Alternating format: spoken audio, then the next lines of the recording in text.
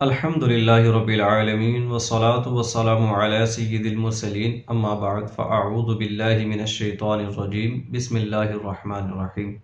اسلام اور وظائف چینل پر خوش آمدید۔ امید کرتا ہوں کہ تمام دوست احباب خیر و عافیت سے ہوں گے۔ ماہ رجب المرجب کے بارے میں آپ نے ویڈیوز ملاحظہ کر لی ہوں گی۔ آج انشاءاللہ الکریم ہم بات کریں گے میرے اور آپ کے پیارے نبی محمد عربی صلی اللہ علیہ وسلم کے ماہ مبارک کی، جی ہاں، شعبان المعظم کی بات کریں گے، جس کے بارے میں نبی آخر الزماں علیہ الصلاۃ والسلام نے ارشاد فرمایا کہ شعبان میرا مہینہ ہے۔ ہر بندہ کسی نہ کسی کی پسند کو اپنانے کی کوشش کرتا ہے، اس پسند کا کام کرنے کے بعد اپنے معاملات حل کروانے کی کوشش کرتا ہے۔ ہمیں بھی چاہیے کہ ماہ شعبان المعظم میں خوب عبادات کریں، خوب روزے رکھیں، خوب رب العالمین کی بارگاہ میں گریہ وزاری کریں، خوب قرآن کریم فرقان حمید کی تلاوت کریں۔ جس حد تک کوشش ہو، جس حد تک عبادات کے لیے وقت آپ کے پاس ہو، لازمی کریں، کیونکہ یہی وہ ماہ ہے جس میں دنیا سے رخصت ہونے کا اور دنیا میں آنے کا، اور جس نے حج کرنا ہے ان کے نامہ اعمال میں ان کی یہ چیزیں لکھی جاتی ہیں، دنیا سے رخصت ہونے والے کے بارے میں بھی اور دنیا میں آنے والے کے بارے میں بھی۔ اسی ماہ مبارک کے 15ویں شب جس میں ان تمام باتوں کو لکھا جاتا ہے، اور یہی وہ شب ہے کہ جس میں ہماری ایک کتاب نامہ اعمال والی بند کی جاتی ہے اور دوسری نامہ اعمال والی کتاب کھولی جاتی ہے۔ اس لیے بزرگان دین جو طریقہ اپناتے ہیں، میرے پیر و مرشد بھی جو طریقہ اپناتے ہیں، انشاءاللہ الکریم آپ کو وہ بتاؤں گا۔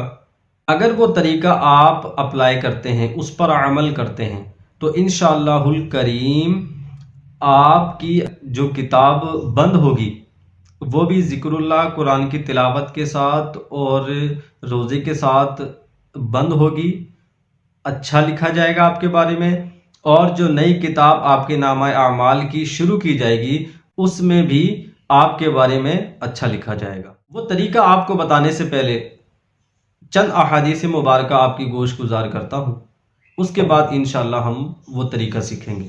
ترمذی شریف کی حدیث مبارکہ ہے کہ حضرت سیدنا انس رضی اللہ تعالی عنہ فرماتے ہیں، دو عالم کے مالک و مختار مکی مدنی سرکار صلی اللہ تعالی علیہ وآلہ وسلم کی بارگاہ بیکس پناہ میں عرض کی گئی کہ یا رسول اللہ، ماہ رمضان المبارک کے روزے کے بعد کون سا مہینے کا روزہ افضل ہے؟ تو نبی آخر الزماں علیہ الصلاۃ والسلام نے ارشاد فرمایا کہ ماہ رمضان المبارک کے بعد ماہ شعبان کا روزہ افضل ہے۔ الحمدللہ، بزرگان دین کے یہ طریقے ہیں کہ ماہ شعبان میں اس قدر روزے رکھتے ہیں کہ اس ماہ شعبان کو ماہ رمضان سے روزہ رکھ کر اس سے ملا دیتے ہیں۔ تو ہمیں بھی حتی الامکان کوشش یہ کرنی چاہیے کہ آج کل ہمارے یہاں موسم الحمدللہ بہت اچھا ہے، ہمیں اس موسم سے فائدہ اٹھاتے ہوئے خوب عبادت اور خوب روزے رکھنے چاہیے، تاکہ ہماری ماہ رمضان المبارک میں جو فرض روزے ہیں ان کو رکھتے ہوئے ہمیں آسانی ہو۔ ماہ شعبان المعظم سے متعلق ایک اور حدیث مبارکہ سماعت فرما لیجئے۔ ام المؤمنین حضرت سیداتنا عائشہ صدیقہ طیبہ طاہرہ رضی اللہ تعالی عنہا سے مروی ہے کہ نبی آخر الزماں علیہ الصلاۃ والسلام نے ارشاد فرمایا، اللہ عز و جل ماہ شعبان کی 15ویں شب، جس کو شب براءت بھی کہا جاتا ہے، 15ویں شب کو تجلی فرماتا ہے، استغفار کرنے والوں کو بخش دیتا ہے اور رحمت طلب کرنے والوں پر رحم فرماتا ہے، اور عداوت کرنے والوں کو یوں ہی ان کے معاملات میں چھوڑ دیتا ہے۔ ماشاءاللہ، آپ نے شب براءت 15ویں شب ماہ شعبان کی آپ نے سنی، کیا فضیلت ہے استغفار کرنے والوں کی اور رحمت طلب کرنے والوں کی۔ آئیے اسی ضمن میں آپ کو ایک اور حدیث پاک سناتا ہوں۔ उम्मुल मोमिनीन हज़रत सैयदतुना आयशा सिद्दीक़ा तय्यबा ताहिरा रज़ियल्लाहु अन्हा से रिवायत है कि नबी पाक साहिबुल औलाक सल्लल्लाहु ताला अलैहि व आलिहि वसल्लम को फरमाते हुए सुना कि रब्बुल आलमीन 4 रातों पर भलाइयों के दरवाजे खोल देता है। इसी हदीस में माह शाबान की 15वीं शब के हवाले से ये लिखा है, इस रात में मरने वालों के नाम भी लिखे जाते हैं और लोगों के रिज्क के बारे में भी लिखा जाता है। इसी साल हज करने वालों के बारे में भी लिखा जाता है। और भी बहुत कुछ है कि जो इसी रात में उन चीज़ों के फैसले होते हैं।